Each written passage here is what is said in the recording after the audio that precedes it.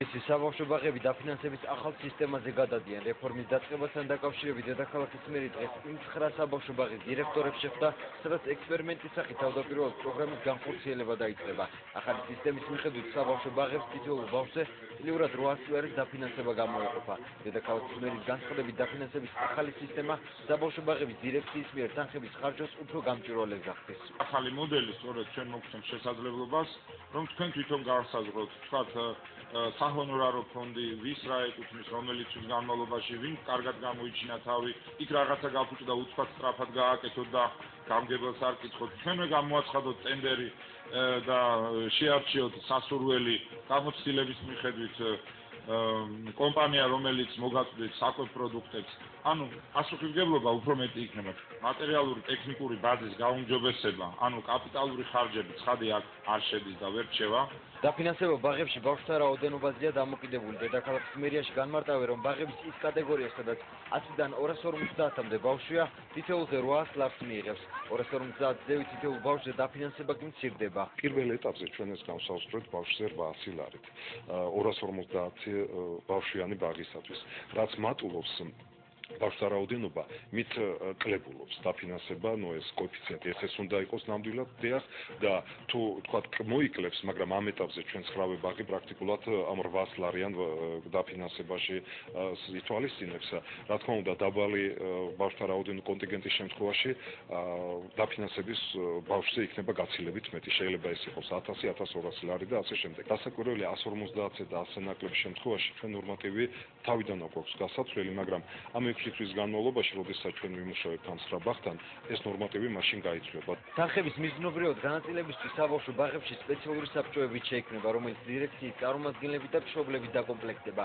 საბავშვო ბაღების დირექტორების თქმით, იმის მიუხედავად, რომ ბავშვთა დაფინანსება ახალი პროგრამით რამოდენიმე ლარით მცირდება, ის დაფინანსების სისტემას გაცილებით გაამარტივებს, რადგან ბაღები ადგილობრივი გამგეობების დაფინანსებაზე დამოკიდებული აღარ იქნება.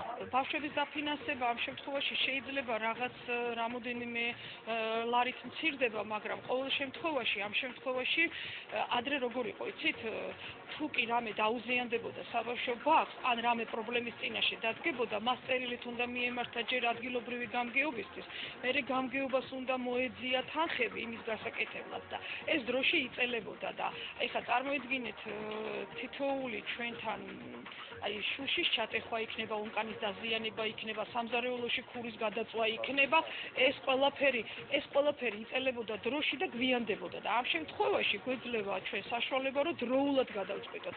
მე სრულიად კარგად, ნორმალურად ვეტევი იმ თანხაში, რასაც ვაუჩერი ქვია ბავშვის დაფინანსების და გავიცი რა, ეს უკვე დირექტორზეა დამოკიდებული, ვინ როგორ მოერგება ამ სისტემას.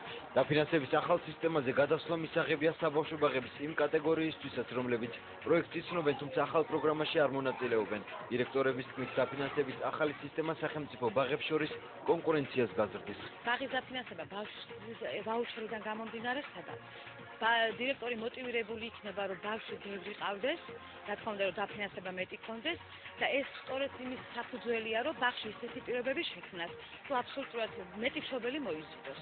ეხლა როდესაც ჩვენ თანხას განვაგებთ ჩვენ, ანუ ჩვენს ანგარიშზე დაჭდება ეს თანხა, უკვე შეცვლების დაგვარად, რა თქმა უნდა, გამჭვირვალედ მოხდება ყველაფერი, გამოტანა, ხარჯვა, რაც სად მოხდა ამ გამოტანილი თანხის, თუ შესაძლებლობა მოგვეცა, რა თქმა უნდა, მე მგონი მოგცემს ეს იმის შესაძლებლობას, რომ ხელფასებით დაუშვათ პრემიების სახით მოვამატოთ, კომუნალურით გადავიხადოთ და უკვე ჩვენი თანხის გამკარგველი ვიქნებით ჩვენ. ახალი პროგრამის წარმატებით განხორციელების შემთხვევაში მისი ამოქმედება თბილისის 156-მდე ბაღში იგეგმება. ახალი სისტემის ათვისების მიზეზი დედაქალაქის მერია დირექტორებისთვის ტრენინგებისა და სემინარების ჩატარებას გეგმავს. მერიაში დირექტორები და ქალაქის მუნიციპალიტეტის წარმომადგენლების შეკრებას კიდევ ერთხელ ზაფხულში გეგმავენ. კონსერვატიულმა პარტიამ დღეს რესტორან წისქულში საკუთარი ღვინის პრეზენტაცია გამართა. პრეზენტაციას არასაპარლამენტო ოპოზიცია და საქართველოში აკრედიტებული დიპლომატიური კორპუსი დაესწრო. კონსერვატორების განცხადებით მათ საკუთარი პარტიის სახელწოდების ღვინის ჩამოსხვა მეღვინეთა და მევენახეთა მხარდასაჭერად გადაწყვიტეს. კონსერვატიული პარტია ანალოგიური ნაბიჯის გადადგმისკენ სხვა პოლიტიკურ პარტიებსაც მოუწოდებს. ვაზი არის ჩვენი სამშობლოს სიმბოლო, საქართველოს სიმბოლო. დღეს ხელისუფლება ვაზს ჩეხავს. ამ ღვინოს ჩამოსხმა არის ერთგვარი პროტესტი. მე ესე ვიტყოდი ხელისუფლების მიმართ და ერთგვარი მხარდაჭერა მოსახლეობის მიმართ, იმ ქართველების მიმართ, რომლებიც უვლიან ვას და რომლებიც მოუვლიან მომავალში. ეს არის ამის გამო ჩვენ სიმბოლურად ჩამოვასხით ეს ღვინო კონსერვატორები და ჩვენ მომავალშიც გავაგრძელებთ ამას. ქართული ღვინის პოპულარიზაცია, მასე დახმარება არის ძალიან მნიშვნელოვანი დღეს. მევენახეობა, კახელი გლეხი, ქართველი გლეხი, ვინც ხურძენზე მუშაობს, არის ძალიან დაჩაგრული და აჩეხინებენ ვენახებს დღეს. ძალიან ცუდი პოლიტიკა მიდის ქვეყანაში და კონსერვატიული პარტია შეებრძოლება ამ პოლიტიკას.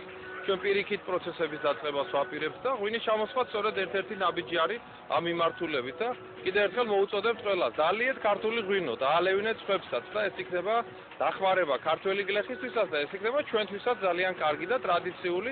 ის რომ ღვინო შესანიშნავი დააყენეს, ძალიან კარგია.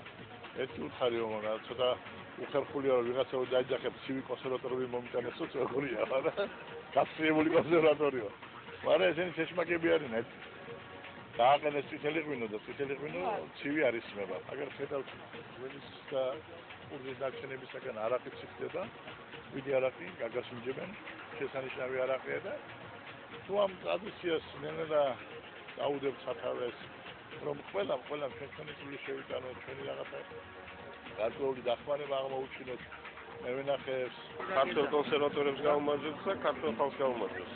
ჩვენიერი გამოწყებაა პოლიტიკოსებმა ალბათ ბევრი თვალსაზრისით მოაბეზრეთ თავი ხალხს და მე ასეთ თუ მოვიფიქრებ და იქნება საქართველოში რესპუბლიკელების არაყი არ ვიცი რაღაცა შამპანური არ იქნება ურიგო. ანუ აპირებს რაღაც საინტერესო საინტერესო გამოწყებაა.